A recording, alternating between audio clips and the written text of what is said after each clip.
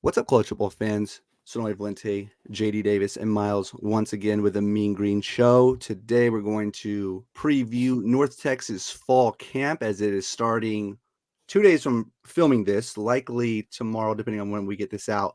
We're going to jump into the biggest speculations going into that, guys. If you're watching this, and you don't already know, JD, myself, and we got Miles held him by gunpoint. We have a Patreon going on for all coverage of North Texas. If you haven't already subscribed there, make sure to do that.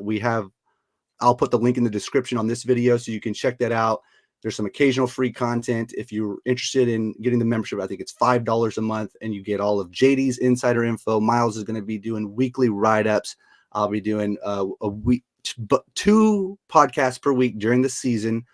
And, I think it's going to be, I think if you're a North Texas fan and you enjoy consuming North Texas content, I think it's a must subscription. If I do say so myself, which 3 different facets here, and we're really excited. It's our first year covering the sport together, all on the same platform. So be sure to check that out. Okay, JD, starting with you. Summer's just about to end as it pertains to schools getting back, fall camps getting here. How's your summer been? And, just kind of, where's your excitement level at? Yeah, as we talked about before we got on, it's a busy time. I've got a 19-month-old. I've got one due in November. So it's busy time around the Davis household. But I'm excited for some North Texas football. I'm not going to lie. With everything else got going on, this year to me is one of the most, I guess, most question marks, but not really like, is it going to be bad? Is it going to be good? My question marks is as far as, new quarterback in the quarterback room, new running back room, new wide receiver room, new tight end room, several new pieces along the offensive line. I'm kind of excited to see how all the pieces fit into place. So I think this is, and we'll talk about ceilings and floors later on. But to me, as a guy that's covered the team, I think this is one of the most exciting times for me covering the team as far as this year's team with just, how many different ways it could go once the season starts. New Denton. Miles, how about yourself? I know you've been grinding all summer. It's been hard to chase you down, but where's your head at? Well, I mean, I've been working outside 6 days a week, so I'm ready for some relaxation of North Texas football, which that usually isn't a relaxation. So I'm excited. I mean, I just finished up with the TBT. Unfortunately, lost in the second round, but I mean, I'm really intrigued to see what this team has. I feel like this is uh, I guess you could say a make or break year for Coach Morris. I mean, this is going to be a huge season. You have to, they didn't make a bowl last year. I feel like you need to make a bowl in year 2, especially with firing another coach before that. So I'm excited. I'm really ready to cover this whole season with North Texas. Right now, 11 of 12 games booked. So I'm pumped. It's going to be something. Before we get into the questions, kind of going back to your point of make or break season, I kind of feel the opposite. I almost feel like it's another year 1 just for all the production they lost. But anyway, we can get into that a little bit more as the podcast goes on. But biggest position battles of interest for you, JD, starting it off. Oh, JD, you're muted. Oh, can you hear me now? We can. Yeah, I mean, I don't want to take the chicken way out, but I mean, to me, there's just so many battles so many new faces. When that first time the Two Deep comes out, there's going to be so many, like, as far as question marks, who goes where, who goes that. But I would say probably to me, I'm going to say offensive line, just because there's several new pieces there, several Power 5 transfers. To kind of see how Cutter Leftwich, first year offensive line coach, how that offensive line room plays out. I think that's going to be a big key to this offense rolling. I think we kind of know what Chandler Morris is. We kind of know what, that running back room. They've got several guys that's had a ton of production on several different levels. But yeah, I would say to me that offensive line group, I think that offense is going to kind of go with that group. It's going to kind of rise and fall with how good that group progresses. I mean, I was going to say offensive line or defensive backs. I mean, you added 2 really solid guys from Texas. You added, however you want to say, JJ, Jean, Luis. There's a lot of guys that they add back there, and there's a lot of freshmen last year that contributed a lot, that looked like they had potential to really play a lot more minutes next year or this year now. So I think that's going to be an interesting battle, just with how they distribute playing time, who's on the two deep, especially with those now, I guess, incoming sophomores. And then the offensive line, same thing. I mean, a lot of Power 5 guys. You do have Gabe Blair, Jet Duncan, those two main guys from the past few years back. So I think you have two lockdown guys that have been really solid. I'm just interested to see who wins the battles. Who wins the battles on those tackles? I'll keep it short, and we'll probably touch on it here a little bit later, but I'm going to go quarterback 2. Who's going to win that second string quarterback spot, assuming Chandler Morris obviously takes the starting role? But JD, who are you most excited to see play? In the quarterback room, or no, just on the team as a whole. Man, I'm kind of excited to see the defensive line. They brought in 2 of the defensive line transfers, the Power 5 guys, Terrence Dawkins and Jake Shipley.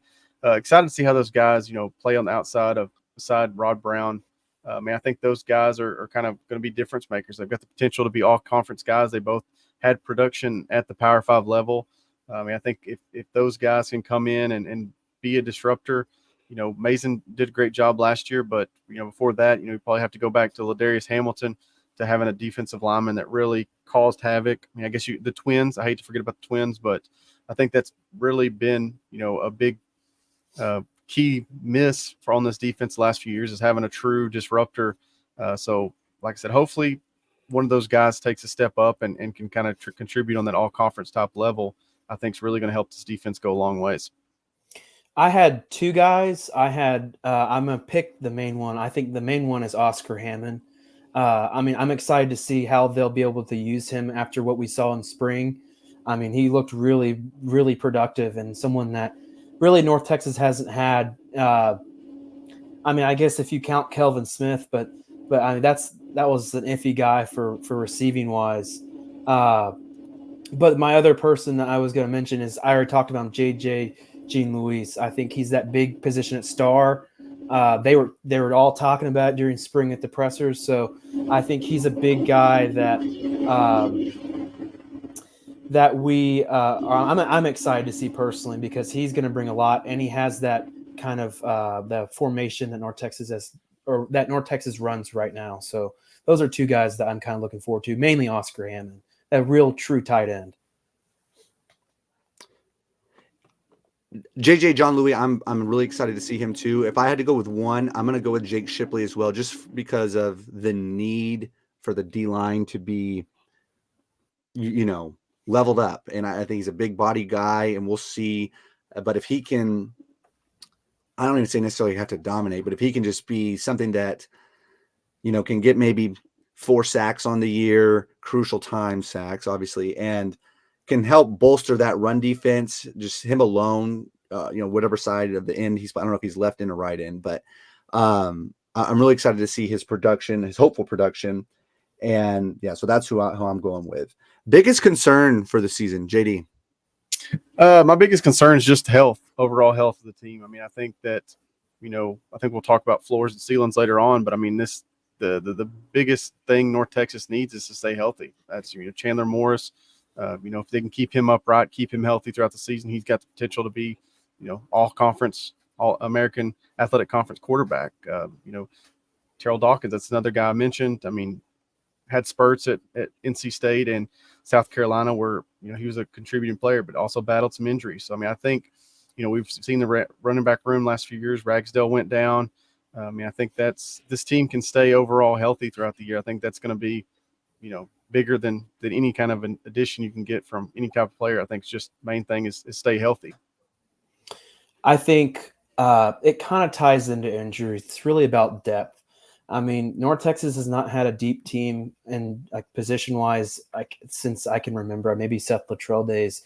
But you have positions like defensive line, linebacker that are already have been concerns, and you don't have a lot of pieces that have the real experience on the field. That's a big thing that Coach Morris has talked about. And even at quarterback, like you said, if you can keep Chandler Morris upright the whole season, that's a win in my book, even if you don't make a bowl, if he stays healthy, because he hadn't been healthy at all in his career. So I think, but depth is the biggest key. And really, is it hidden on the Power 5 transfers? Do those guys contribute the way that you brought them in to do? That's been a big thing for football in the past few years. Is they got guys like, remember Nick Harvey from 2019? That dude was horrible, and they had him as one of the best corners on the team. So there's just a lot of speculation. I don't think that's going to happen, but that's a big cause for me of concern, because I really don't know how they're going to pan out in the real games, especially with no depth. It's a big downhill slide. So one day I'm going to get it out of Miles, but Miles and something happened between Miles and Nick Harvey, because the day I met Miles, he's been blasting Nick Harvey. That dude was so bad. Oh my gosh. I mean, I think James Prochet probably had 300 yards on him in that SMU game. There was a guy that sat next to me. He's like, this guy's a disgrace to North Texas football. I was like, I know. You're telling the truth. That's my main example. When I say P5 transfers aren't hitting, that's what I think of, because that you have to hit on some of these guys at some points. Luttrell did not do that very well.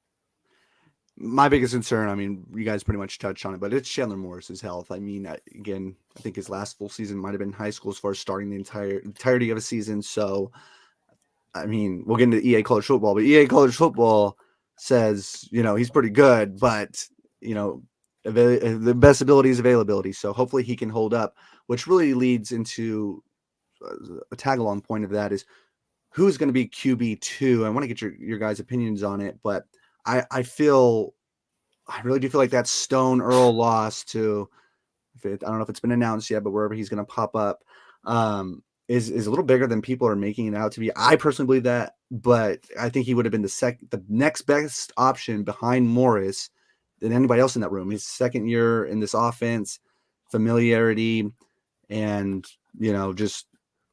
I think it was a kind of a bigger loss than what we think it might have been. I know they brought in Grant Tisdale today. I'm trying to do some research on him. I haven't had a lot of time, but graduated from Allen 2019, went to Ole Miss, Southeastern, which is an FCS school. I believe he also went to Cisco Junior College for a season, TCU, and now North Texas. So this is his fifth school. Hopefully he's, garnered some experience and will make a push there. I know they also got the JUCO guy, but JD Davis, who's your thoughts on who the QB2 will be? And do you have any input of why they maybe brought Tisdale in? Yeah, I mean, I think Tisdale's a guy that was, at TCU. I mean, I think he's a veteran presence. He's a senior. I don't think it's a knock on Cash McCollum or either of the other two freshmen. I made a post of it in the Patreon of guys that were standing out, and Drew Mestamaker, the freshman from Vandergrift High School, was one of the guys that the staff really pointed out as a guy that's really stepped up this summer. So being a walk-on, that's nice to hear. But I think the loss of Stone is a big loss. I do think that he would have played this year. Even if Chandler did stay healthy, I think that we've seen in the past Seth and them using packages with them. He's headed to Marshall. I don't know if it's out completely yet, but Marshall's where he's be. And that, to me, that was kind of weird because I don't think he's going to be the starting quarterback at Marshall. So pretty much being a Texas kid leaving to go to another Group of 5 school to be a backup didn't make a lot of sense. I think it's a pretty good loss. But being able to get a guy like Grant, he has bounced around, but he was good enough to back up at TCU. I think him and Carson Woods, I think the JUCO guy will be the guys that battle it out for that quarterback 2 position. And then I think that the staff will, give a chance to Cash and the other 2 freshmen walk-ons a chance to develop in the system. And I think that everything I've seen and saw, I think Cash has the potential to be your quarterback of the future. But I think, giving him the chance to set a year and develop and mature will hopefully play dividends, in the future of his development. Yeah, that's his. You basically just you said whatever I was gonna think. I mean, I think I will say one thing. I think Cash McCollum needs this year of development. I think that's a big thing for him. I think when you have a guy like Chandler Morris, who you never know what's going to happen in the portal these days. So when you have someone that can he's young. I mean, he graduated high school early, so he's coming in here with a little bit of experience in the spring, but having him get a lot of reps behind a guy like Morris, who has had good experience, and even Tisdale, even though he hadn't really seen the field that much, I think he threw 1 or 2 passes last year for TCU. So, I mean, I think having that experience behind him, I really think he's going to be our quarterback of the future. I spot on. I'm excited to see who puts up the battle for the second spot. The JUCO kids. You mentioned the walk-on. I forgot his name. Mastermaker. Maker, and then Tom Mastermaker. Von Groot from Byron Nelson. I think both those were Yeah. solid walk-on, quarterbacks for especially a G5 program. That, and like I said, Maker's already, like I said, he's had good enough this summer to get kind of announced as a guy that's standing out. So that was pretty impressive. Yeah, gun to my head, I'm going to say QB2 is going to be Grant Tisdale. Just they brought him in. They've seen what they have. Not saying they're not happy with what they have, but it's young. So I think they want some like if something happens to Chandler Morris early in the season, God forbid, I think Tisdale will be the one coming out right now. And I'm not saying that it happened, but I mean, Chandler Morris was at TCU last year with Grant Tisdale. So, I mean, I feel like that. I'm not saying the staff went to Chandler and got their approval or anything like that. This is just 1000% speculation, but I feel like that Morris saw Tisdale last year in practice every day, that, you'd feel like that there was at least be a letter of recommendation or something to bring him along, that he saw something. But like I said, that's 100% speculation. JD, starting off with you, what's the floor for this team for this season? I'm kind of taking a little different. I know you mentioned at the beginning that, this is kind of a must-win year for Eric, and I hate to even sound like I'm making excuses before the season even starts, but when you look at this roster and you go up and down, I mean, the amount of freshmen and sophomores on this team's a super young team. I mean, they went out and got some portal guys that are juniors and seniors, but I mean, there's a lot of talent that's really young. And like we mentioned with the injuries, I mean, if you have a Chandler Morris injury, if you lose Dawkins, you lose some guys in that DB room, I mean, it could get ugly in a hurry. I mean, I think the floor, I would say probably a 2-10 season, 3-9. But like I said, that's worst case scenario. Dudes get injured and you're playing, freshmen and sophomores. And like I said, that's just me being kind of the pessimistic side. But I don't think if they don't win, 8 games and go to a bowl game this year, that get the pitchforks out and call for Morris's head to be fired or anything like that. I think that if you look at the roster and you see how it's built, I mean, this is a young team. Sorry if I missed it, JD. Did you give a win number for the floor? What your guess is? I said 3-9. I said 2-10 at first, but I mean, I think this team's still got enough talent, even being young, that they're going to find a way to win 3 ball games, even if worst case scenario is you lose 4 or 5 starters to injury. Jesus Christ, I hope so. Miles, what about you? Well, I like to be pessimistic more, but I get it. At the same time, you were 4 plays away from 8 wins last year. So, I mean, and that was a very different team with a whole new staff. So I think you can make that excuse sometimes with the younger people and all the transfers that haven't played a game with North Texas yet. But at the same time, I mean, this team their schedule is not unfavorable at all to them. They should be winning at least 6 games. And the floor for me, I want to say, I'll say 4-8. For 4-8, you better bring the pitchforks out, because it's year 2. And here's the reason: you fired Seth Luttrell after making 2 bowl games. And I'm not defending Seth Luttrell. I will say that for a fact. But he went to back-to-back bowl games, although he didn't coach the bowl game. And you fire him and you bring in someone who has not made a bowl game in 2 years, hypothetically. You can't do that. The floor is 4-8, but you have to win 6 games. I just, with the roster they have, I cannot see them blowing any of these small opportunities they did last year, especially when you have guys like Chandler Morris, who has a lot more experience than Chandler Rogers had. All these guys in the secondary that have experience at the P5 level not as much on the field, but still they have more of experience than the guys we had last year. You even have guys like Rich Tejada coming back. I mean, there's so many people on this team that should be contributing at a high level. I cannot see a reason why North Texas does not win 7 games. So my floor is 4-8. And if they go 4-8, that's not good. I can't do a floor of 2-10, because you should beat SFA and you should beat some, I don't even remember their schedule now. They got them all kind of Tulsa. They should beat at least 2 of those games. So if they cannot win 2 of those games, And If I they- just want to clarify. My scenario was like sky's falling. Worst case scenario, you lose your starting quarterback, you lose your left tackle. I mean, like injuries Yeah. galore. That's Yeah, where I was coming from. and it's hard to predict what's going to happen, honestly, because nobody thought Chandler Rogers was just going to go off like he did. I mean, you could have, but it wasn't like in fall camp. He wasn't like this standout guy. I mean, Stone Earl was playing pretty well in fall camp, so you just can't predict, and that's why I'm like, you do have injury prone people on this team. At the same time, though, I mean, the worst case scenario would be 4-8. That's how confident I am that this team is that good. Now that's just not watching fall camp yet, so I don't know. Right. But I mean, bring out the pitchforks if we do not win 6 games. I am not joking at all. Hopefully nobody hears this. That is important. I doubt it.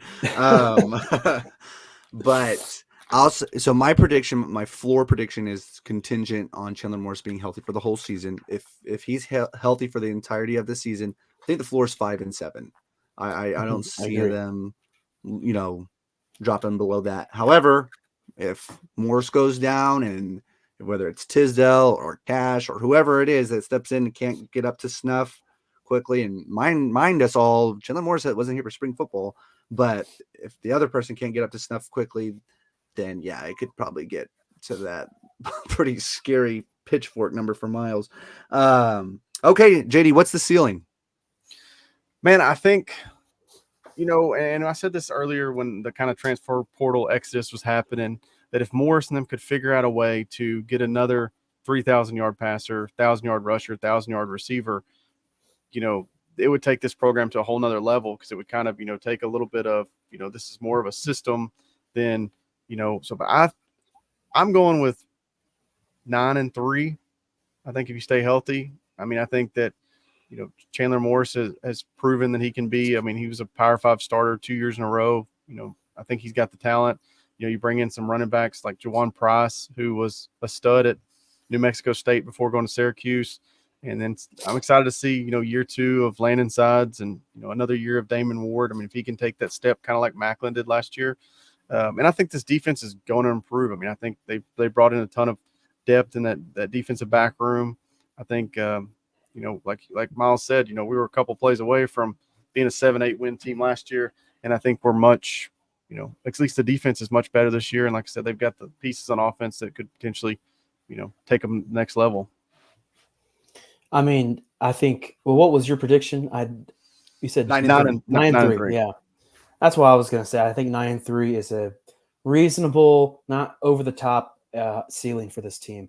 I mean, you could say 10 wins, but you still have a pretty rough middle of the schedule in the conference play. You got Tulane, Memphis, Army, FAU, all back to back to back to back. So, I think this team has what it takes. I think, play calling wise, Morris got a year under his belt in this level. So, 9-3 is the best. You have the right guys. If they hit on almost every single transfer, you don't hit on everyone, but if you hit on most of them, they have the talent to win 9 games, that even make a conference championship. They were a few plays away from going 8 wins last year, the team that had the worst statistical defense in college football. Imagine an 8-win team with that bad of a defense. I mean, you just can't. So they're going to be improved in that area, I hope. And when you have a guy like Morris and you have his receivers around him, even a guy like Oscar Hammond, I mean, I don't see a reason why they can't at least put up fights in their losses too. I mean, they didn't really have any, except for Cal, bad losses. It's like score-wise. So 9-3, that's a pretty reasonable one. I'm going to go 8-4. I just think that's the ceiling. I mean, there's just a lot of good teams on the schedule, and I just feel like they're bound to lose at least 4 of them. So I will say one thing. I think the South Alabama game dictates the whole season. I've said it God, before. Dude, holy hell! I really think so. I God. really think if you get blown out on the road, it's just a downfall from there. Just like FIU last year, you lost that game last year, and it was just a downfall. I mean, they didn't play that bad, but that South Alabama game is going to be the dictation of the season, in my opinion. I could be completely wrong. If we lose that game and win out, then hey, I'm okay with that. But I really think that's the biggest the second biggest game on our schedule next year. Dude, that's the Super Bowl for you. No, that's UTSA. You can't get that twisted. That's true. Okay, so staying on South Alabama, JD, I know we talked about this on the Patreon earlier. I want to get your take again on it. I mean, you're honest, Phil. Who wins the South Alabama game, North Texas or South Alabama? I think North Texas does. I'm just not a big major Applewhite fan. I think, they had coaching turnovers. They lost several key contributors in the transfer portal. They got hit about as hard as we did. So I think that North Texas goes to Mobile and gets the victory. But like you said, if we go down there and shit hits the fan and we get blown out, like I said, I'm kind of with Miles that's not the way you want to start it, because your FCS opponent SFA is not a pushover by any means. So I think you need to go down there in South Alabama and make a statement. But like I said, I'm not a big major Applewhite fan, so I'm giving the advantage to North Texas going into that game. They lost a lot defensively. I mean, if this offense isn't putting up 42 points, that's going to be really disappointing. I mean, here's going to be the big factor is it's a 4 p.m. kickoff. So heat's going to be a factor. It's humid down there in Mobile. If we are not ready for that, that's going to be really brutal. But, however, I have North Texas winning this game by double digits. I cannot see them possibly laying a flat egg like they have in home openers and all these other games in the past on the road. They're going, and last year was weird, JD, but your shirt off. I was celebrating. I thought we'd already done it. Oh man. So I really think that North Texas I really think they blow them out. I have that feeling they're going to want to win. You got a tough next two games. I mean, FCS team is not the hardest game of all time, but you got Tech the week after. So it's like they're going to go in there hungry. Last year, horrible endings to games last year. So I think they're really ready to prove themselves. And when you have a guy like Chandler Morris leading your football team on the field, God willing, not injured, this team wins by double digits. Well, Vegas, I mean, it's a crapshoot with all the transfers. I mean, Vegas, this might be the year they lose the most money in week one anyway. But I think it opened up at South Alabama 7-point favorites. They've got to know something. I mean, that's their job. So I don't feel great about it. I mean, Chandler Morris, as good as I think he can be, it's still going to be week one. I mean, he's, practice is going to start here in, July 31st. And that game is what, August 31st. August 31st. August 8th. Yeah. I'm sure. We might lose that game. Yeah. So that's 4 weeks. They got week 0. We're playing week -3. He's got 7. Yeah. But anyway, that's 4 weeks. And how many practices do they really get in 4 weeks? How many of them are really like live practices and not just shell? I don't feel great. I really don't. Here's what I would like to see from Chandler Morris in that game: 250 yards passing, no interceptions, at least that are not his fault. Just a solid game to build off of, and hopefully, whatever. If he has a bad outing, that's going to be scary. But I don't feel great about it. I got South Alabama winning, honestly. If we're doing stats, I'm saying North Texas holding them under 400 yards. Now, that sounds like a lot, and it is a lot. But if they can hold this team, any team under 400 yards, that's a win in my book. I mean, I'm confused because Morris has played college football at a high level before. Didn't he start the TCU Colorado game last year? Is that right? Yeah, I think. Yeah, and I think he passed for like 550 yards in like a Baylor game or something. So, he's done some crazy crap. He's had the experience. 4 weeks of practice. He's had the experience in the past to go out there. He doesn't. I mean, he's not Austin Aune when he played his first start. I mean, because Aune barely started or played when he was here that 1 year. So I think we've just had this bad experience of quarterbacks that start off their career here at North Texas. I really don't see Chandler Morris struggle in this game. If he does, I will be blown away. Absolutely blown away. No, I mean, he's played on the biggest stage before. So, I mean, I think South Alabama is he's not going to be overwhelmed, I guess. We've seen quarterbacks we brought in the past that looked like they were, a deer in the headlights. I don't think Chandler Morris is going to be that way at all. I mean, he's played Texas State high school championship. He played TCU against Baylor. I mean, he's played in big games before and put up video game numbers. So I think that I'm confident that he'll go in and put on a show. And like I said, I think the only concern with him is staying healthy. Yeah. So Noel, you're wrong, is what we're saying. Yeah, Hey, long I'm story short. that's okay. That's okay. I've been wrong many a times. Let's just add this one. But speaking of video game numbers, I mean, I don't know who we should trust. EA. Oh, what was that, JD? No, well, before we go to move to EA, I was wanting to mention they updated the roster today, and just like to point out some like of the big gainers and losses as far as weight goes. If we got a chance. Oh yeah. Point that out. Yeah. So a couple guys that really stood out to me. Gabe Blair gained 23 pounds from spring to fall. He went from 277 to 300. Oh, that's good. Another guy, Larry Moore, who's probably going to be one of your starting tackles. He went from 270 to 297. He gained 27 pounds. VJ Bronson, new defensive lineman. He gained 13 pounds. He's at 309 now. Terrell Dawkins, a guy we've mentioned several times, he gained 13 pounds, went from 249 to 262. And then I think a couple ones that lost weight that maybe slimmed up. Got Damon Ward going from 217 to 204, losing 13 pounds, and then Rod Brown going from 300 to 290, losing 10 pounds. I mean, they're the guys that kind of stood out to me as, could be some key contributors, either gaining or going the opposite way and losing some weight before the season. So I will say Brian Keegs, the strength coach, is probably our best one we've had in a while. I mean, the transformations he's done with some of these guys. He posted on Twitter the other day. I mean, it's really real. And I'm excited to see how this team the durability of this team throughout the rest of the season, because that's been a problem in the past. And Brian's a Denton guy, and to me, it seems like he really cares about the university. And we've seen that position before, like those guys are kind of just wanting to move on and going to the next stop. But to me, it seems like he's really invested in the North Texas program and in the Denton area. So it's exciting to see. Yeah.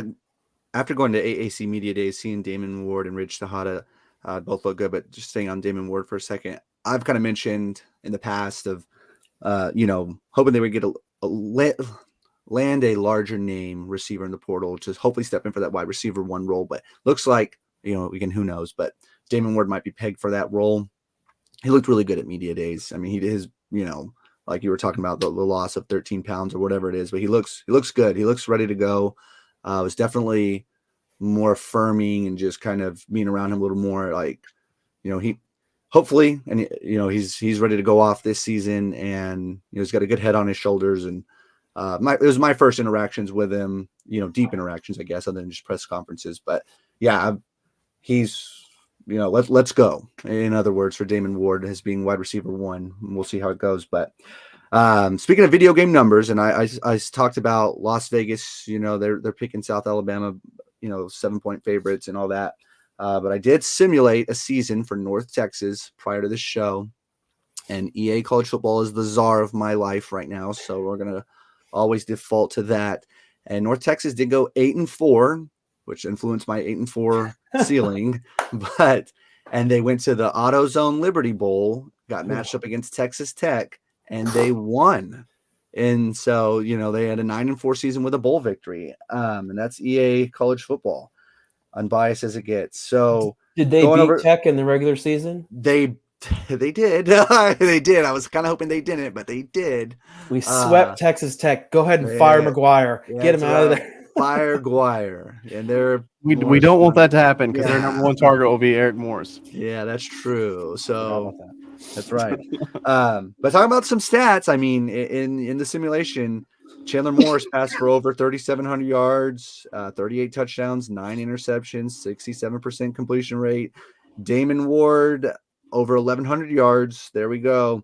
8 touchdowns. Landon Sides, which I'm going to touch on Landon Sides here in a second. 913 yards, 11 touchdowns. Guys, if you've played EA College Football, I hope you have, if you're listening to this, if you like it. But Landon Sides, I think he might be the best wide receiver in the game. I play Road to College Football with North Texas, and I'm in the sophomore rank. You start off as a recruit, and I was losing like 55-0. I was FAU. I like their offense, and you can't switch the offense. So as FAU, I was getting rolled. A buddy of mine, a North Texas alum, told me about North Texas, told me about their offense. Swear to God, like, oh, this is true. This is like not some whatever. But Switch to North Texas. He kind of teaches me the ropes a little bit. Climb up to sophomore. So he goes recruit, freshman, sophomore. Dude, I'm pulling upsets over Iowa State. Went to the wire with Alabama, but lost it. But Landed Sides is just cooking them. There's a play. It's in Trey Open. So if you had a video game, North Texas offense, go to Trey Open, and it's Landed Sides coming in motion. The running back, so it's trips right, and you got a single wide receiver on the left. You got the running back on your left. Landed Sides comes in motion. He goes around for like a fade route, essentially. You do with your running back, you either send him in the flats or send him at a corner route. I swear to you, that is a money play. Landed Sides is, I mean, I pray that he has the best year possible so his overall can stay what it is. I mean, he's a dog in the game. He's probably more valuable than any other player in the video game. But anyway, that was kind of a spill. But guys, anything else we needed to touch on? There might be. I will say that our secondary in this game. This is loud, very loud. I will say our secondary in this game is really good. I picked off McGowan of the UTSA quarterback. I picked him off 5 times. So that kind of influences why I'm always really high on the secondary, because those guys are really, really good. I haven't played as much. I've been working a lot, but I'm about to start playing a whole lot, and I'm excited to see that. And I'm excited for fall camp. Wednesday, I'll be there, so I know those 2 guys will be keeping up with what I post, but I'm excited for fall camp, man. JD, anything else before we jump off? It's almost here. It's so close we can smell it. That's true. And like we said in the beginning, be sure to check out the Patreon. We're really excited to all be on the same platform together this season. I'm excited to see what Miles writes about on a weekly basis. And again, that insider information from JD is truly second to none. Half the time he won't even share it with Miles or myself. So be sure to check that out. All right, guys, as always, go Mean Green. Go Mean Green. Go Mean Green.